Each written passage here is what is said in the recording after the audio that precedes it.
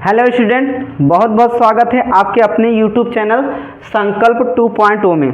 आज हम आप सबको कक्षा 12 के फिजिक्स के अंतर्गत महत्वपूर्ण डेरिवेशन बताने जा रहे हैं, जिसमें आपका जो है कि वैद्युत द्विध्रुव के कारण वैद्युत क्षेत्र की तीव्रता क्या पढ़ेंगे आप सब। कक्षा 12 के फिजिक्स के अंतर्गत महत्वपूर्ण डेरिवेशन, और जिसका नाम क्या है, वैद्युत द्विध्रुव के कारण वैद्युत क्षेत्र की तीव्रता।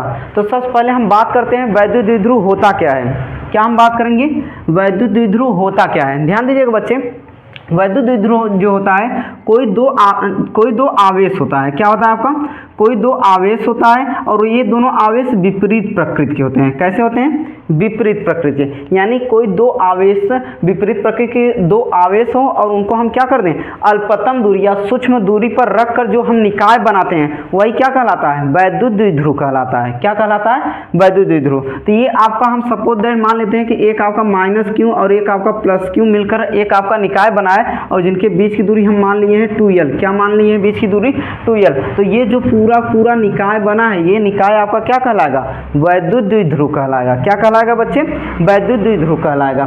ध्यान दीजिए, अगर इन दोनों आवेशों में किसी एक आवेश का परिमाण, अगर इन दोनों आवेशों में से किसी एक आवेश का परिमाण और दोनों आवेशों के बीच की दूरी का हम गुणनफल निकाल लें, दोनों आवेशों में से किसी एक आवेश का परिमाण और दोनों आवेशों के बीच की जो दूरी है वो दोनों का हम गुणनफल कर देंगे, तो ये हमको वैद्युत द्विध्रुव आघूर्ण बताएगा। क्या बताएगा, वैद्युत द्विध्रुव आघूर्ण। वैद्युत द्विध्रुव आघूर्ण जो होता है ये एक सदिश राशि होती है। क्या होती है, ये सदिश राशि होती है। तो इसको हम वेक्टर फॉर्म में बता सकते हैं, वेक्टर p बराबर q इंटू 2l। और आगे अगर आप लिख सकते हो वेक्टर p बराबर, आप इसे 2ql भी कर सकते हो। क्या कर सकते हो, वेक्टर p बराबर 2ql। इसका जो मात्रक होता है, मात्रक इसका होता है, ये आपका आवेश है, आवेश का मात्रक कूलाम होगा।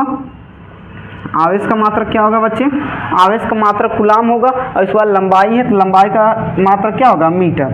तो इसका पूरा मात्रक क्या हो जाएगा, यानी वैद्युत द्विध्रुव का जो मात्रक होता है वो होता है कूलाम मीटर। क्या होता है, कूलाम मीटर। अगर हम बच्चे इसका बीमा निकालें तो बीमा होता है बच्चे, देखिए कूलाम जो है, कूलाम का जो बीमा होता है वो 80 होता है। क्या होता है, 80 होता है। और मीटर का जो बीमा होता है वो L होता है। तो टोटल आपका जो बीमा निकलेगा वो निकलेगा LAT। क्या निकलेगा बच्चे, LAT।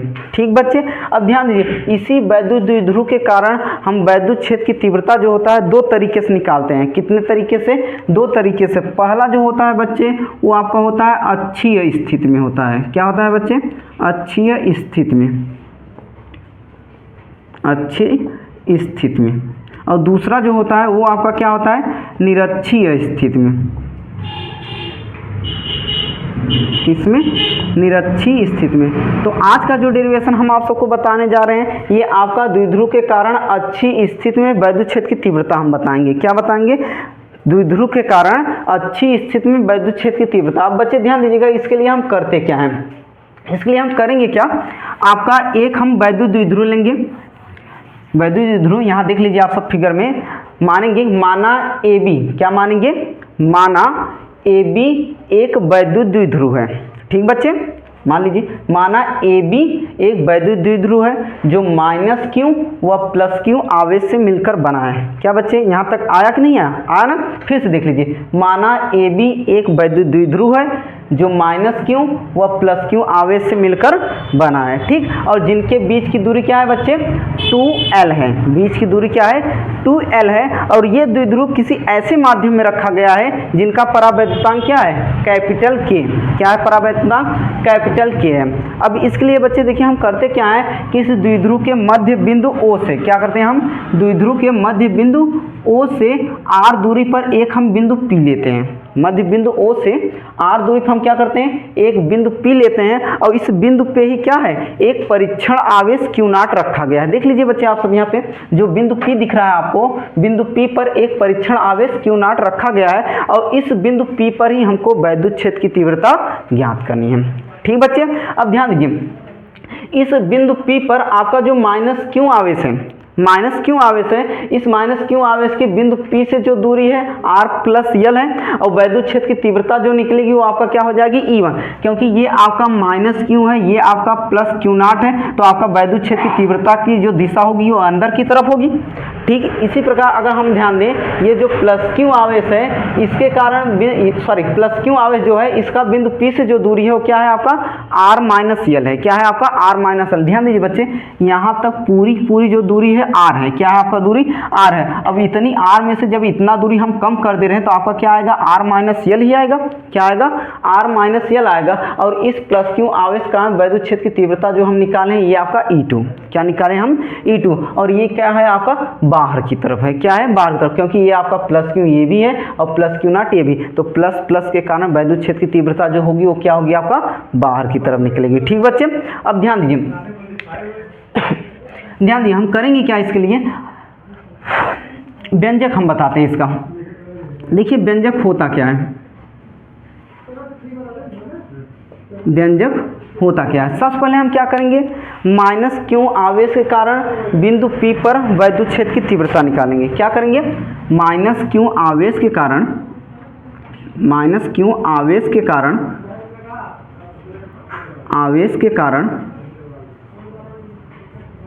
बिंदु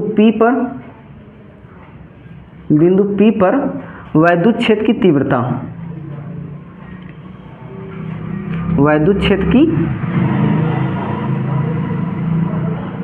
तीव्रता, ध्यान दीजिए बच्चे, इसके पहले एक व्यंजक आप सब पढ़े थे, एक डेरिवेशन आप सब पढ़े थे कि बिंदु आवेश के कारण वैद्युत क्षेत्र की तीव्रता का व्यंजक पढ़े थे नहीं। तो यही हम कर रहे हैं कि माइनस क्यू आवेश जो है इसके कारण हम बिंदु P पर जो वैद्युत क्षेत्र की तीव्रता निकालेंगे ये आपका हो जाएगा E1। हमने पहले ही बता दिया था कि माइनस क्यू आवेश का वैद्युत क्षेत्र की तीव्रता जो निकलेगा वो क्या निकलेगा आपका E1, और E1 बराबर हो जाएगा आपका 1/4 पाई एप्सिलॉन नॉट के इंटू आपका आवेश क्या है क्यू है, क्यू, और बीच की दूरी क्या है बच्चे, देखिए ये बीच की दूरी क्या है r प्लस यल है। क्या है बच्चे r प्लस यल, और इसका हम क्या कर देंगे होल स्क्वायर। क्या कर देंगे होल स्क्वायर। इसको हम क्या कर लेंगे समीकरण 1 मान लेंगे। क्या मान लेंगे बच्चे, ये आपका समीकरण 1 हो गया। ठीक, जैसे हम माइनस क्यू आवेश के कारण बिंदु P पर वैद्युत क्षेत्र की तीव्रता निकालें वैसे ही हम प्लस क्यू आवेश के कारण बिंदु P पर वैद्युत क्षेत्र की तीव्रता निकालेंगे। तो ध्यान दीजिए, इसको भी लिख दीजिए, प्लस क्यू आवेश के कारण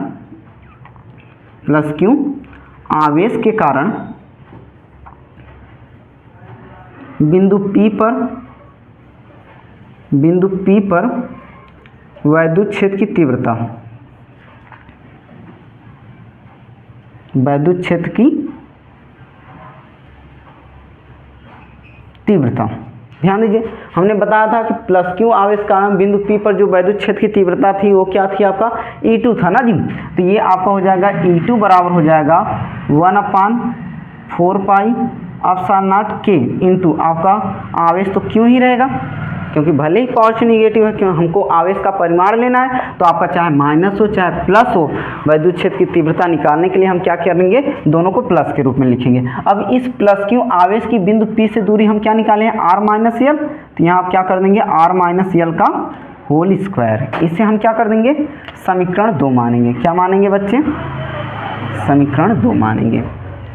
ध्यान दीजिए बच्चे, फिर से देख लीजिए हमने क्या किया, माइनस क्यू आवेश कारण बिंदु P पर जो वैद्युत क्षेत्र की तीव्रता निकाला वो आपका निकला कि E1 बराबर 1/4 पाई एप्सिलॉन नॉट के क्यों लिए, क्योंकि दोनों आवेशों के बीच यानी कि आपका जो वैद्युत द्विध्रुव था किसी ऐसे माध्यम में स्थित था जिसका परावैद्युतांक क्या था K था, तो हम इसलिए ये K कर दिया। आगे आपका Q/R आपका जो व्यंजक होता है, रियलिटी में जो व्यंजक होता है वो r² होता है, लेकिन जो इसमें दूरी हम निकाले हैं, दूरी क्या निकाले हैं r प्लस यल निकालें, इसलिए हम यहाँ क्या कर दिए r प्लस यल का होल स्क्वायर कर दिए। ठीक, इसी प्रकार हम क्या किए प्लस क्यू आवेश कारण बिंदु P पर क्या कर दिए वैद्युत क्षेत्र की तीव्रता निकालें। बस व्यंजक आपका वही, ये आपका E2 हुआ, E2 बराबर 1/4 पाई एप्सिलॉन नॉट के, क्योंकि परावैद्युतांक K था, इसका आवेश आपका क्यों, लेकिन हम चेंज क्या किए कि आपका जो प्लस क्यू आवेश था, इस प्लस क्यू आवेश का बिंदु P से जो दूरी हम निकाले थे, दूरी क्या निकाले थे हम r माइनस यल निकाले थे, और वही दूरी हम क्या रख दिए यहाँ r माइनस यल और उसका होल स्क्वायर। ठीक बच्चे, आगे बढ़ते हैं। इसका हम निकालते हैं परिणामी तीव्रता। क्या निकालेंगे, परिणामी तीव्रता। तो बच्चे परिणामी तीव्रता जो होगा आपका E बराबर हो जाएगा, देखिए जो ज़्यादा हो ज़्यादा में से कम को घटा दीजिए, ज़्यादा आपका क्या है, अगर आप दोनों के हर की बात करेंगे तो इसमें देखेंगे r प्लस यल, हर क्या है r प्लस यल, और इसका हर क्या है r minus L, r plus L r minus L. तो हर इसका ज़्यादा है और हर इसका कम है ना। पहले वाले समीकरण में हर ज़्यादा है, दूसरे वाले समीकरण में हर कम है। और अगर हर ज़्यादा है तो पूरा कैलकुलेट करने पर क्या आएगा, वैल्यू छोटा आएगा, और अगर हर का मान कम है तो पूरा कैलकुलेशन करने के बाद आपका जो वैल्यू होगा वो क्या होगा, अधिक होगा। जैसे हम कह दें, हम संख्या ले लें 2 में हमको भाग देना है 10 से, तो आपका आएगा 0.2 आएगा। लेकिन अगर हमको 2 में भाग देना है 5 से भाग देना है तो हमको क्या मिलेगा, 0.4 मिलेगा। बताइए कौन सा ज़्यादा हुआ, ये ज़्यादा हुआ ना। हम कम से भाग दे रहे हैं तो हमको ज़्यादा मिलेगा, ज़्यादा से भाग देंगे हमको कम मिलेगा। ठीक बच्चे, तो इसी प्रकार आपका ये कम है, आपका क्या है, यानी इसका हर ज़्यादा है, और हर ज़्यादा हो तब भाग देंगे, हमको जो वैल्यू मिलेगी छोटी मिलेगी, और अगर हर कम है तब हम भाग देंगे तो हमको जो वैल्यू मिलेगी बड़ी। तो यहाँ हम क्या करेंगे, ई का वैल्यू निकालते समय हम E2 माइनस क्या कर देंगे बच्चे, E1 कर देंगे, यानी ज़्यादा में से कम को घटा देंगे। ठीक, तो ये आपका हो जाएगा E बराबर हो जाएगा, बच्चे ध्यान दीजिएगा, E बराबर हो जाएगा, E2 का वैल्यू क्या है 1/4 पाई एप्सिलॉन नॉट इंटू आपका हो जाएगा, ये आपका K था, Q/r माइनस यल का होल स्क्वायर, ये माइनस कर दीजिए, फिर आपका 1/4 pi epsilon not K into आपका Q/r प्लस यल का होल स्क्वायर ना। बच्चे देखिए, अगर हम दोनों में ध्यान दें तो यहाँ पे आपका 1/4 pi epsilon not K into Q, ये पूरा आपको दोनों में दिख रहा होगा, दिख रहा है कि नहीं। तो हम इसको क्या कर लेते हैं, कॉमन कर लेते हैं। जब इसे आप कॉमन करोगे तो E बराबर हमको मिलेगा Q/4 pi epsilon not K into, बच्चा क्या है आपका, ये एक ब्रैकेट में निकलेगा 1/r माइनस यल का होल स्क्वायर, माइनस करके इसमें आपका ये टोटल हम जब कॉमन कर लेंगे बचेगा क्या, 1/r प्लस यल का होल स्क्वायर। ठीक बच्चे, कोई दिक्कत यहाँ पे, कोई दिक्कत नहीं।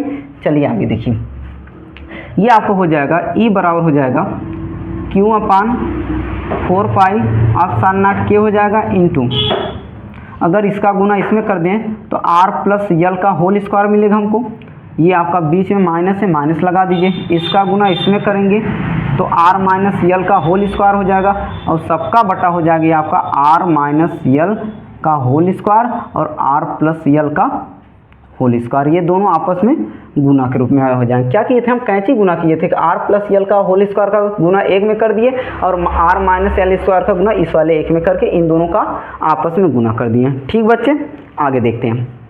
देखिए आगे क्या होगी, ये आपका E बराबर हो जाएगा Q/4 pi epsilon not K into, ये तोड़ दिए। देखिए एक आपका व्यंजक पढ़े होंगे आप सब, a प्लस बी का whole square, a minus B का होल स्क्वायर, उसी रूप में हम तोड़ेंगे तो ये आपका r स्क्वायर मिलेगा, फिर यल स्क्वायर मिलेगा, और प्लस करके 2rl मिलेगा। ठीक बच्चे, इसी प्रकार ये माइनस है आपका, अंदर हम चिन्ह बदलते हुए लिखेंगे, माइनस करेंगे r स्क्वायर कर देंगे, फिर माइनस करके l स्क्वायर कर देंगे, और प्लस करके आपका 2rl हो जाएगा। रियलिटी में अगर ये आप माइनस ना लिखते तो ये r स्क्वायर प्लस में होता, यल स्क्वायर भी प्लस में होता, और माइनस 2rl होता, लेकिन बाहर बाहर आपका माइनस है तो ये सबके चिन्ह को क्या कर देगा, बदल देगा। अब बच्चे अगर इसको हम चाहें तो r माइनस यल लिख दें एक ब्रैकेट में r प्लस यल लिख दें, और इन सबका होल स्क्वायर हम लिख सकते हैं क्या ना। जैसे आपका a गुना b है या a स्क्वायर है, और इसके बाद b स्क्वायर है, तो इसको अगर हम चाहें तो a गुना b का, या फिर ऐसे हम कर दें a इंटू बी का होल स्क्वायर हम कर सकते हैं। तो ठीक इसी प्रकार हम इसको भी कर दिए ना। आगे देखिए बच्चे, ये आपका r स्क्वायर से r square cancel, l square से l स्क्वायर आपका क्या हो जाएगा, कैंसिल हो जाएगा। आगे इसको बढ़ाइए तो आपको जो मिलेगा E बराबर मिलेगा Q/4 pi epsilon not K, क्या मिला, ये तो ऐसे उतार लिए। अब ब्रैकेट में देखिए हमको मिल क्या रहा है, ये l स्क्वायर आपका l स्क्वायर से कैंसिल हुआ था, ये आपका बचा था 2rl, जोड़ेंगे 2rl क्या हो जाएगा, 4rl हो जाएगा, और नीचे आपका क्या बचा, ये एक कोष्ठक में a माइनस बी, एक कोष्ठक में a प्लस बी, इसको हम चाहें तो r square minus l square हम लिख सकते हैं, और इसका क्या कर देंगे, होल स्क्वायर।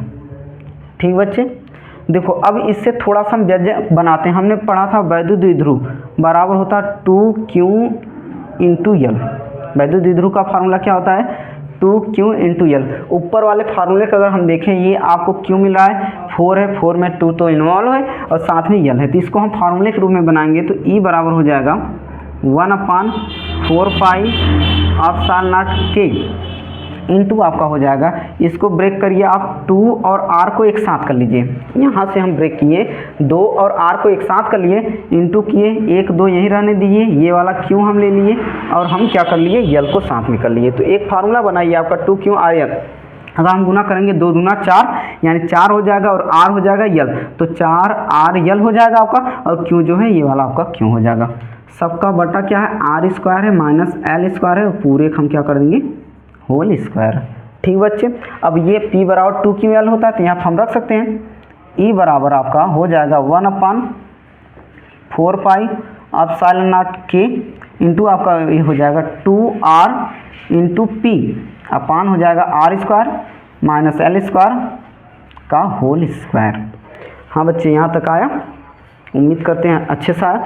ध्यान दीजिए आगे देखिए, यहाँ पे यहाँ फिगर में देखिए, अगर हम r का कंपेयर हम L से करा दें तो जो दूरी L मिल रही है या लंबाई जो L मिल रही है ये r की अपेक्षा हमको छोटी मिल रही है, तो यहाँ पर आप लिख देंगे चूँकि L लेस देन r ना, L का मान r की तुलना में क्या है छोटा है, इसलिए हम क्या लिख दिए L लेस देन r, अर्थात कह दीजिए जब आपका L लेस देन r हुआ तो L² का मान जो होगा, L तो ऑलरेडी r से छोटा था तो इसका जब हम स्क्वायर करेंगे ये और छोटा होगा, तो L² का मान r² की तुलना में क्या हो जाएगा, हम नगण्य मान लेंगे, तुलना में नगण्य,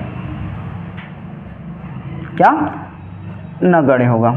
कोई भी राशि हो गई, दो कंपेयर कराएं, जैसे हम ले लें, एक आपको ले लें 10 और एक हम ले लें 0.1 ना बच्चे, तो जब इसका हम 10 का वर्ग करेंगे हमको 100 मिलेगा, 0.1 का वर्ग करेंगे तो हमको क्या मिलेगा 0.01 मिलेगा। तो यही दोनों को हम आपस में कंपेयर कराएं कि 0.01 100 की तुलना में बहुत छोटी राशि है ना, 100 की तुलना में 0.01 बहुत छोटा है, और इसलिए हम क्या किए कि ये जो आपका L² होता है इसको हम क्या मान लिए, लगभग न के बराबर मान लिए, नगण्य मान लिए। तो ये आपको जो मिला E बराबर मिल गया, E बराबर हो जाएगा आपका 1/4 पाई एप्सिलॉन नॉट k हो जाएगा इंटू आपको मिलेगा 2r